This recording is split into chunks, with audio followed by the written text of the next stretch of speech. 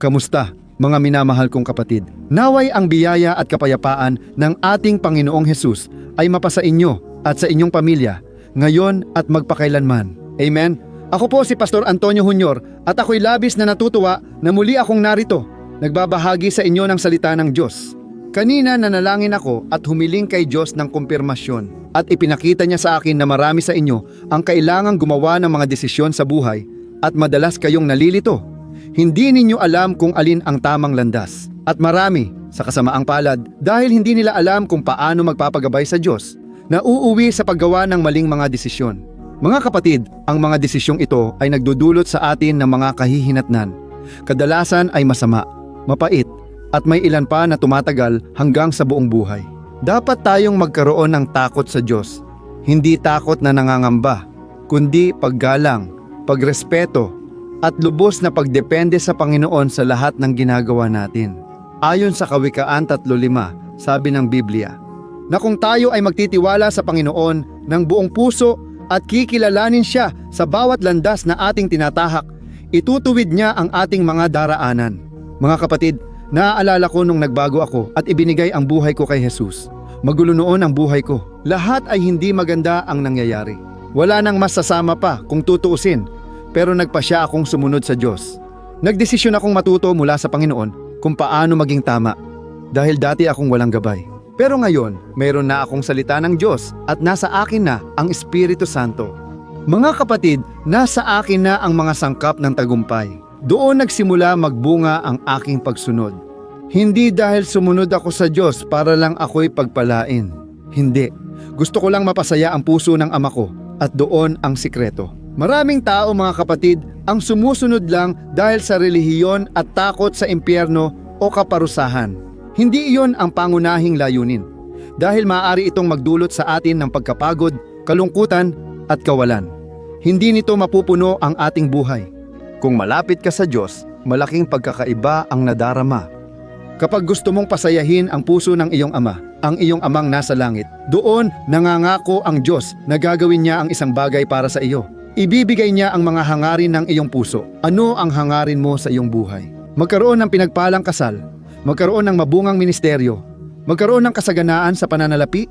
Mga kapatid, kayang gawin ng Diyos higit pa sa ating hinihiling o iniisip ayon sa kapangyarihang kumikilos sa atin. Iyan ang pangako ng Biblia. Ang pagbibigay ng Diyos ng mga nais ng puso ay hindi ko sariling salita. Hindi ko ito gawa-gawa. Nasa aklat ng mga awit 37:4. Hanapin ang kaligayahan sa Panginoon at ibibigay niya ang nais ng iyong puso. Amen. Sigurado akong ang mensahe natin ngayon ay makakaabot sa iyo at magdadala ng bagong liwanag. At nandito na rin ako ngayon kasama ang langis ng pagpapahid. Nais kong pagpalain ka at gawin ng Diyos ang kanyang gawain. Kaya manatili ka sa akin hanggang dulo, ayos ba? Kung nahipo ka ng salitang ito, pakibahagi rin. Mga kapatid, kapag nagkaisa tayo, mas marami tayong magagawa. Kung naniniwala kang ang proyektong ito, ang kampanyang panalangin na ginagawa natin, ay galing sa Diyos, hinihiling ko na ibahagi mo ito dahil maaaring gamitin ka ng Diyos para iligtas at abutin ang ibang buhay.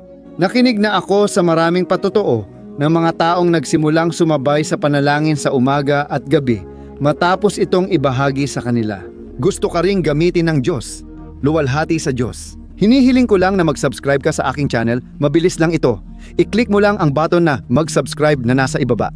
May lalabas na kampana, i-activate ito at piliin ang lahat para hindi ka mahuli sa mga susunod kong video na ipopost ko.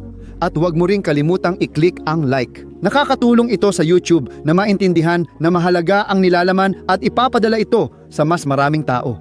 Papuri sa Diyos. Mga kapatid, nais kong basahin ang awit 25 na isinulat ni Haring David. Basahin ang sinabi niya mula talata 12 hanggang 15. Ganito ang sabi, sino ang may takot sa Panginoon?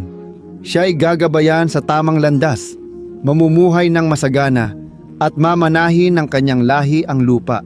Ibinubunyag ng Panginoon ang kanyang mga lihim sa mga may takot sa kanya, at ipinakikita ang kanyang tipan. Lagi kong itinitingin ang aking mga mata sa Panginoon, sapagkat siya lamang ang makakapagligtas sa akin mula sa bitag. Amen. Mga kapatid, narito ang sikreto ni David. Bakit napakatagumpay ni David? Bakit siya ay may napakaraming biyaya, napakaraming himala, at napakaraming pabor mula sa Diyos? dahil siya ay may takot sa Panginoon. Lumalakad siya sa presensya ng Diyos at sinabi niya, "Tingnan mo, ang aking mga mata ay laging nakatuon sa Panginoon, dahil siya lamang ang nag-aalis ng aking mga paa sa bitag." Mga kapatid, walang ibang makakaligtas sa atin kundi ang Diyos. Hindi ko alam kung ikaw ngayon ay nasangkot sa bitag o nahulog sa hukay. Sinabi ni Jesus na siya ang mabuting pastol na nagbibigay ng buhay para sa kanyang mga tupa. At kung mapansin niya na may isang munting tupa na nahulog sa hukay, naligaw, lumihis ng landas, o nadikit sa kasalanan, iiwan niya ang 99 at hahanapin ang nag-iisang tupa. Maaaring ikaw iyon. Lumayo ka, naligaw ka ng landas, hinahanap ka ni Jesus. Mahal ka niya at ipinakita kung gaano kanya kamahal. Ngayon, nais niyang tuluyang baguhin ang buhay mo. Mga kapatid, may mga taong matagal nang nasa simbahan at kilala ang salita ng Diyos, pero hindi pa rin nagbabago. Bakit? Siguro ito ang kulang. Ituon ang mata sa Diyos, matakot sa kanyang salita, sumunod sa Panginoon. Amen? Sinasabi dito, tingnan ang taong may takot sa Panginoon. Ano ang mangyayari sa kanya? Makakaranas siya ng dalawang bagay. Una, makakaranas siya ng kasaganaan. Magsisimulang umunlad ang kanyang buhay, lalabas siya sa lugar ng pagkabagot, espiritual na lamig, pagkatalo at kahirapan. Magkakaloob ang Diyos ng napakalaking kasaganaan sa buhay ng taong ito sa lahat ng aspeto. Hindi lang pera ang tinutukoy ko, kundi pati mga malulusog na relasyon, mga pinagpalang pag-aasawa.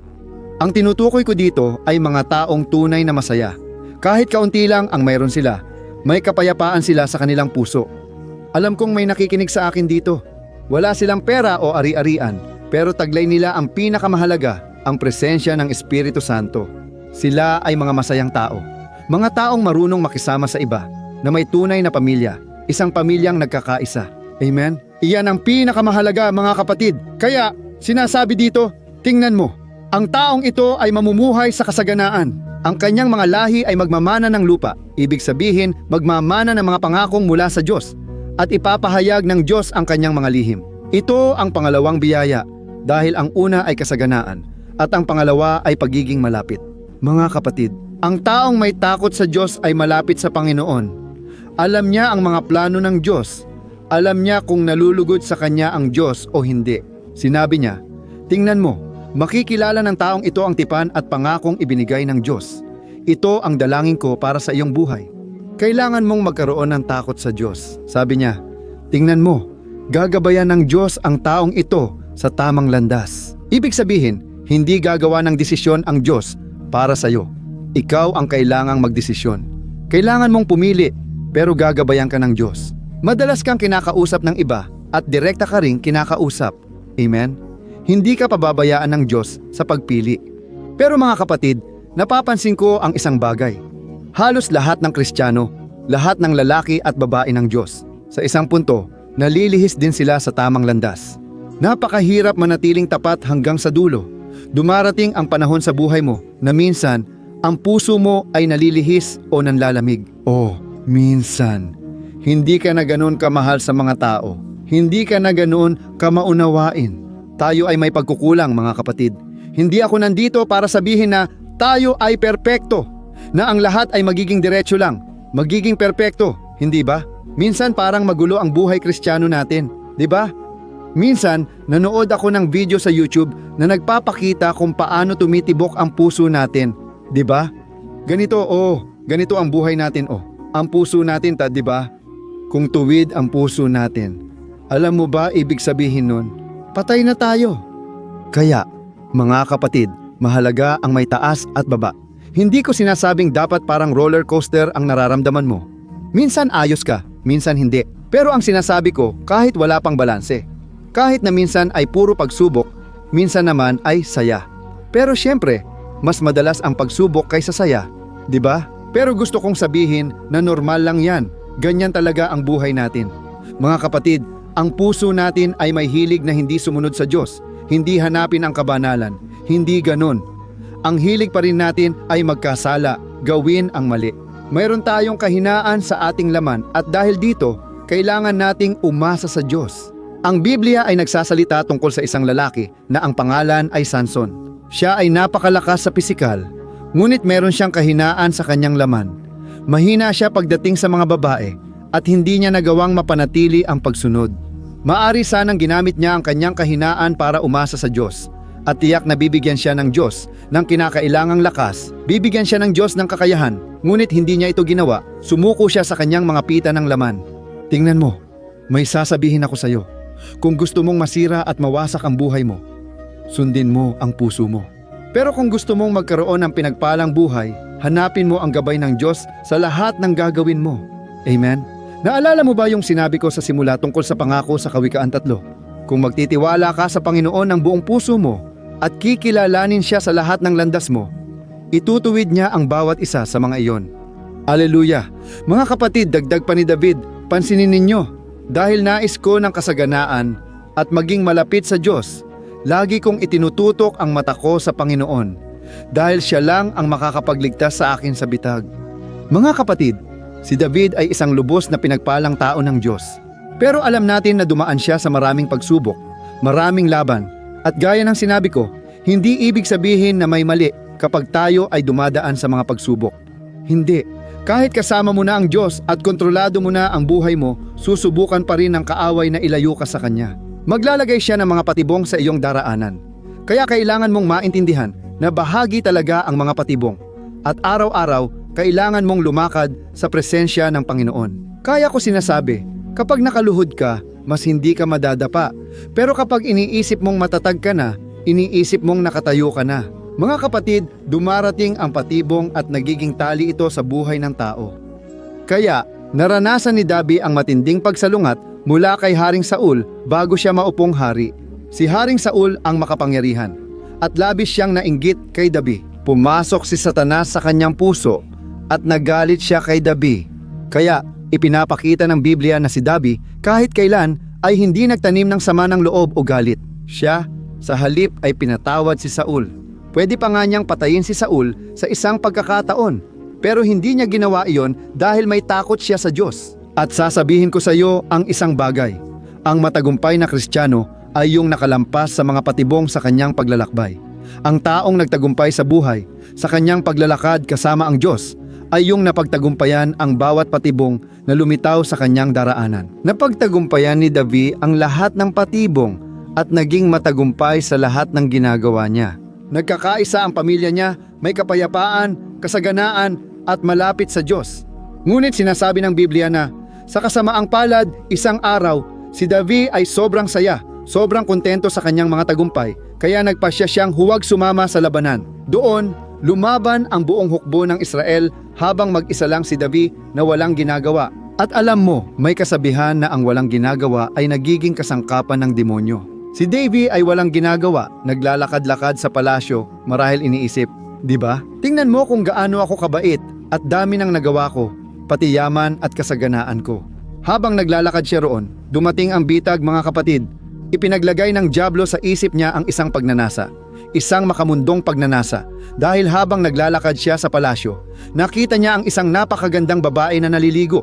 Noong oras na yon, nabagabag siya at nagpasya na angkinin ang babae para sa sarili niya. Ang problema mga kapatid, may asawa na ang babae at ginawa niya, kaya pinagplanuhan niya ang lahat para ang asawa ng babaeng iyon, na kanyang kasamahan at isang tapat na sundalo, ay mapunta sa unahan ng labanan upang mamatay. At nang namatay ang lalaking iyon, kinuha ni David ang babaeng iyon para sa kanyang sarili at siya'y sumiping sa kanya. Mga kapatid, simula noon, nagbago ang buhay ni David at nagkaroon ng alitan sa kanyang tahanan. Ang anak na nagmula sa babaeng iyon ay namatay rin. Mga kapatid, mismong mga anak ni David ang nag-alsa laban sa kanya, nais nilang agawin ang trono. Isa itong matinding labanan mga kapatid. Bakit? Nahulog siya sa patibong. Ganoon din ang sinasabi ko sa iyo, huwag kang magpaloko sa mga panlilinlang ng dyablo. Mag-ingat ka palagi, magbantay ka sa lahat ng oras. Huwag mong isipin na dahil matatag ka na, wala nang pwedeng magkamali. Huwag kang mag-isip ng ganoon. Manatili kang mapagmatyag sa landas ng Panginoon. Amen? Sana nagustuhan mo ang mensahe. Kung naantig ka, mag-iwan ng komento. Nangusap sa akin ang Diyos ngayon. Makakatulong ito para ma-encourage ang iba. Kaya mga kapatid, ipagdarasal ko kayo. Gusto kong lagyan ng langis ang aking kamay dito. Ang langis ay sumisimbolo sa banal na espiritu. Alam natin na nagpapakita ang Diyos sa iba't ibang paraan. May mga tagubilin sa salita ng Panginoon na kapag sinunod natin, tiyak na tayo'y pagpapalain. Isang araw, sinabi ng Espiritu Santo sa akin, simulan mong pahiran ng langis ang mga tao, kahit malayo, at ibubuhos ko ang aking Espiritu Santo. Ako ang gagawa ng gawain. Kaya mga kapatid, ipagdarasal ko kayo ngayon. Alam ko ito. Hindi ko talaga alam kung ilang mga patibong na ang lumitaw sa iyong landas. Pero alam ko na makapangyarihan ang Diyos para iligtas ka sa bawat isa sa mga iyon. Amen? Huwag kang magpalinlang. Mahina ang iyong laman. Mahina ka. Huwag subukang labanan ang kasalanan. Sa halip, iwasan ang tukso at kasamaan. At ipagkakaloob ng Diyos ang kasaganaan at mas malapit na relasyon sa Kanya. Amen? Luwalhati sa Diyos. Ipagdarasal kita. Samahan mo ako at ibahagi ang panalangin ito. Manalangin tayo mga kapatid. Panginoon Diyos ko at Ama ko, lumalapit ako sa iyong presensya upang purihin ka sa salitang inilagay mo sa aking puso. Nais kitang purihin dahil ikaw ay mabuti. Ang iyong mga awa ay walang hanggan, at ito'y laging bago tuwing umaga. O, aking Diyos, kung hindi dahil sa iyong mga awa, hindi kami narito, Ama, dahil kami ay mga makasalanang nagkakamali. Alam ko na maraming tao ngayon ang nahipo. Dahil sa ilang bahagi ng kanilang paglalakbay, sila ay lumayo, sila ay naligaw. O Diyos, gaya ng pagliligtas mo sa nawawalang tupa, Jesus, ibalik mo po ang tupang ito na naligaw. Ibalik mo ngayon, Panginoon. Ama, nagsisisi kami sa aming mga kasalanan. Humihingi kami ng tawad sa iyo sa aming mga pagkukulang. Patawad, Panginoon, dahil madalas ang aming puso ay nagnanais ng kasalanan. O Panginoon, ayaw naming maging katulad ni Samson na sumuko sa pita ng laman, nasangkot sa mga babaeng bayaran at sa huli ay nawala ang kanyang lakas, nawala ang iyong kapangyarihan, ang iyong presensya. Ayaw naming, Ama ko, maranasan ang mga bunga ng maling mga desisyon. Ama, huwag mong hayaang manaig ang kasalanan sa aming puso at isipan, kundi linisin mo po kami araw-araw. Pabanalin mo kami, Panginoon. Iligtas mo kami sa masama. Huwag mo kaming hayaang mahulog sa tukso. Huwag mo kaming hayaang mahulog sa mga bitag ni Satanas. Nais naming lumakad sa tuwid na landas. Alam ko na inilagay ng Panginoon ang video na ito para sa maraming tao na natutukso ng magkasala. Dumating na ang kasalanan, ngunit ngayon ay kinakausap siya ng Panginoon. Anak, binibigyan kita ng kapangyarihan pumili. Piliin mo ang buhay para umasenso at mapalapit sa akin. O Diyos ko, Ama ko, salamat sa iyong kabutihan, awa, at laging pakikipag-usap sa amin. Sa pamamagitan ng mga propeta, sa pamamagitan ng iyong salita, sa pamamagitan ng iyong anak na si Jesus. Panginoon, Diyos ko at Ama, hinihiling ko, iligtas mo kami sa kasamaan ngayon at ibigay ang kaligtasang tanging ikaw lang ang makakapagbigay. Dahil walang ibang tao sa mundo ang makakaligtas sa amin tulad mo. Iligtas mo kami mula sa mga kuko ng kaaway at bigyan mo kami ng lakas na kailangan para tumanggi sa kasalanan. Para putulin ang mga relasyong hindi mula sa iyo, talikuran ang hindi tamang kita, at ang lahat ng hindi mo kinalulugdan. Bigyan mo kami ng lakas, Panginoon. At simula ngayon, ako'y nananalangin, Ama. Sa sandaling ito, iniunat ko ang aking mga kamay para sa lahat ng taong may sakit, may karamdaman, at nangangailangan ng pisikal at emosyonal na kagalingan. Sa ngalan ni Jesus, Ama, hinihiling ko ang lubos na paggaling ng taong ito mula ulo hanggang paa. Jesus, gumawa ka ng himala ngayon. Dalhin mo, Panginoon, ang ganap na kagalingan at bagong buhay sa taong ito. Pinalalayas ko ngayon ang lahat ng kasamaan, lahat ng sakit, lahat ng karamdaman sa kapangyarihan ng pangalan ni Jesus. Panginoon, Diyos ko, balutin mo siya ng iyong pagpapahid. Ang pagpapahid ng Espiritu Santo ay ibinubuhos ngayon sa bawat lalaki at bawat babae. At nawa ang pagpapahid na ito ay magwasak ng bawat pamatok ni Satanas.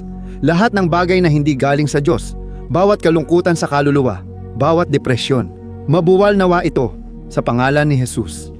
Tingnan mo, ikaw na nakakaramdam na ikaw ang pinakapangit, pinakamahina, pinakawalang kakayahan. Sinasabi ko sa iyo, mahal ka ng Panginoon, tumayo ka saan ka man, gumawa ng hakbang ng pananampalataya at pararangalan ka ng Diyos sa pangalan ni Jesus. Ama, selyuhan mo ang panalangin ito. Ilagay mo, Ama ko, sa harap ng iyong mga anak, mga pintuang bukas na hindi kayang isara ng tao. Pagpalain mo, Diyos ko, bawat isa sa aming mga landas, at iniaalay namin sa iyo ang aming buhay. Sa pangalan ni Jesus, ako'y nananalangin at nagpapasalamat na sa iyo. Amen. Luwalhati sa Diyos. Alleluia.